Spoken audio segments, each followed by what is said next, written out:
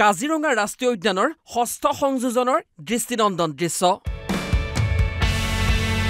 ষষ্ঠ সংযোজন এতিয়া পৰ্যটকৰ বাবে হৈ পৰিছে আকৰ্ষণৰ কেন্দ্ৰবিন্দু।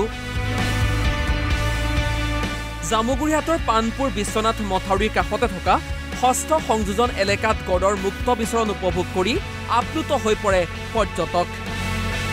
ষষ্ঠ সংযোজন এলেকাত ঢেকীয়াপতীয়া বাঘ, হাতী, হৰিণা, বনৰীয়া মহ, বন গাহৰিৰ বিচৰণেও মুগ্ধ কৰিছে পৰ্যটকক। শীতৰ বতৰত অতিথি হিচাপে ষষ্ঠ সংযোজনলৈ আহিছে দেশী বিদেশী পৰিভ্ৰমী চৰাই।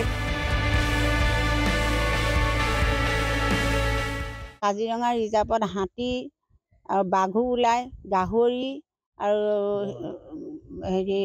গঁড়, তাৰ ভিতৰতে আৰু হৰিণাও ওলায় অনেক, আৰু সময়তে বাঘোহে ওলাই পেলাই সকলোৱে দেখা পায়। আৰু দেওবাৰৰ দিনটোত ইয়াত সকলোখিনি ৰিজাৰ্ভৰ জন্তু চাবৰ কাৰণে বহুত মানুহ হয়। ইয়াত চৰাইও আহে, বিভিন্ন হাঁহ, অনেক ধৰণৰ কিছুমান মৌৰা পাখিৰ নিচিনা কিছুমান চৰাই আছে, দেখিবলৈ বহুত সৌন্দৰ্য। আৰু দাঁতি কাষৰীয়া গাঁওখনৰ কাষতে এখন ৰেষ্টুৰেণ্টো বনোৱা হৈছে। সেই ৰেষ্টুৰেণ্টত আনন্দ ভোগ কৰি তেওঁলোকে বহুত ৰিজাৰ্ভৰ জীৱ জন্তু চাই পেলাই খুব আনন্দিত কৰে। আৰু সকলোকে সন্মান সহকাৰে কৈছোঁ, কোনোবা যদি আমাৰ সমষ্টিৰ ৰাইজৰ ভিতৰত কোনোবা আহে, আনন্দ ভোগ কৰিবলৈ পাব আমাৰ ৰিজাৰ্ভৰ। ষষ্ঠ সংযোজনৰ বাবে পৰ্যটনৰ ক্ষেত্ৰত চহকী হৈছে জামুগুৰি অঞ্চল। ষষ্ঠ সংযোজনতো পৰ্যটকৰ বাবে মুকলি কৰিছে জীপ চাফাৰী।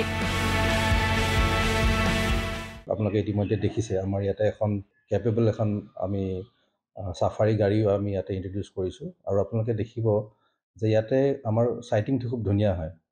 ইয়াত গড়ৰ লগতে আমাৰ বিশ্ব প্ৰখ্যাত এশিঙীয়া গড়ৰ লগতে বাঘৰ যিটো সংখ্যা আমাৰ ইয়াত খুব সুন্দৰভাৱে আমি দেখিছোঁ যে দ্ৰুত সংখ্যাত বৃদ্ধি পাইছে। আৰু চাইটিংটো খুব ইয়াত ধুনীয়া হয়। গতিকে আমি যিসকল পৰ্যটক আছে, যিসকল কাজিৰঙাৰ ষষ্ঠ সংযোজনৰ যিসকলে অভিজ্ঞতা ল'ব বিচাৰে, তেওঁলোকক আমি আমন্ত্ৰণ জনাইছোঁ, আহক, আপোনালোকে আহক আৰু আমাৰ কাজিৰঙাৰ যিটো ফিল আছে সেই ফিলটো আপোনালোকে আমাৰ এই ষষ্ঠ সংযোজনত আপোনালোকে খুব ধুনীয়াকৈ ল'ব পাৰিব। কাজিৰঙাৰ ষষ্ঠ সংযোজনৰ পাছতে পৰিসৰ বৃদ্ধি পালে অসমৰ পৰ্যটন মানচিত্ৰৰ। জামুগুৰিহাটৰ পৰা আনোৱাৰ আহমেদৰ ৰিপৰ্ট, অসম লাইভ 24। কাজিৰঙা ৰাষ্ট্ৰীয় উদ্যানৰ ষষ্ঠ সংযোজনৰ দৃষ্টিনন্দন দৃশ্য। ষষ্ঠ সংযোজন এতিয়া পৰ্যটকৰ বাবে হৈ পৰিছে আকৰ্ষণৰ কেন্দ্ৰবিন্দু। জামুগুৰিহাটৰ পানপুৰ বিশ্বনাথ মথাউৰিৰ কাষতে থকা ষষ্ঠ সংযোজন এলেকাত গড়ৰ মুক্ত বিচৰণ উপভোগ কৰি আপ্লুত হৈ পৰে পৰ্যটক। ষষ্ঠ সংযোজন এলেকাত ঢেকীয়াপতীয়া বাঘ, হাতী, হৰিণা, বনৰীয়া মহ, বন গাহৰিৰ বিচৰণেও মুগ্ধ কৰিছে পৰ্যটকক।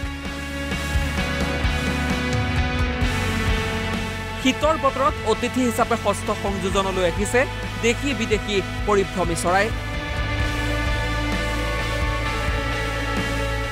কাজিৰঙা ৰিজাৰ্ভত হাতী আৰু বাঘো ওলায়, গাহৰি আৰু গঁড়, তাৰ ভিতৰতে আৰু হৰিণাও ওলায় অনেক, আৰু সময়তে বাঘোহে ওলাই পেলাই সকলোৱে দেখা পায়। আৰু দেওবাৰৰ দিনটোত ইয়াত সকলোখিনি ৰিজাৰ্ভৰ জন্তু চাবৰ কাৰণে বহুত মানুহ হয়। ইয়াত চৰাইও আহে, বিভিন্ন হাঁহ, অনেক ধৰণৰ কিছুমান মৌৰা পাখিৰ নিচিনা কিছুমান চৰাই আছে, দেখিবলৈ বহুত সৌন্দৰ্য। আৰু দাঁতি কাষৰীয়া গাঁওখনৰ কাষতে এখন ৰেষ্টুৰেণ্টো বনোৱা হৈছে। সেই ৰেষ্টুৰেণ্টত আনন্দ ভোগ কৰি তেওঁলোকে বহুত ৰিজাৰ্ভৰ জীৱ জন্তু চাই পেলাই খুব আনন্দিত কৰে। আৰু সকলোকে সন্মান সহকাৰে কৈছোঁ, কোনোবা যদি আমাৰ সমষ্টিৰ ৰাইজৰ ভিতৰত কোনোবা আহে, আনন্দ ভোগ কৰিবলৈ পাব আমাৰ ৰিজাৰ্ভৰ। ষষ্ঠ সংযোজনৰ বাবে পৰ্যটনৰ ক্ষেত্ৰত চহকী হৈছে জামুগুৰি অঞ্চল। ষষ্ঠ সংযোজনতো পৰ্যটকৰ বাবে মুকলি কৰিছে জীপ চাফাৰী।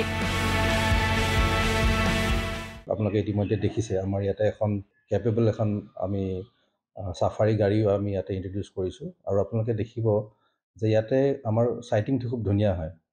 ইয়াত গড়ৰ লগতে আমাৰ বিশ্ব প্ৰখ্যাত এশিঙীয়া গড়ৰ লগতে বাঘৰ যিটো সংখ্যা আমাৰ ইয়াত খুব সুন্দৰভাৱে আমি দেখিছোঁ যে দ্ৰুত সংখ্যাত বৃদ্ধি পাইছে আৰু চাইটিংটো খুব ইয়াত ধুনীয়া হয়। গতিকে আমি যিসকল পৰ্যটক আছে, যিসকল কাজিৰঙাৰ শস্য সংযোজনৰ যিসকলে অভিজ্ঞতা ল'ব বিচাৰে তেওঁলোকক আমি আমন্ত্ৰণ জনাইছোঁ, আহক, আপোনালোকে আহক আৰু আমাৰ কাজিৰঙাৰ যিটো ফিল আছে সেই ফিলটো আপোনালোকে আমাৰ এই ষষ্ঠ সংযোজনত আপোনালোকে খুব ধুনীয়াকৈ ল'ব পাৰিব।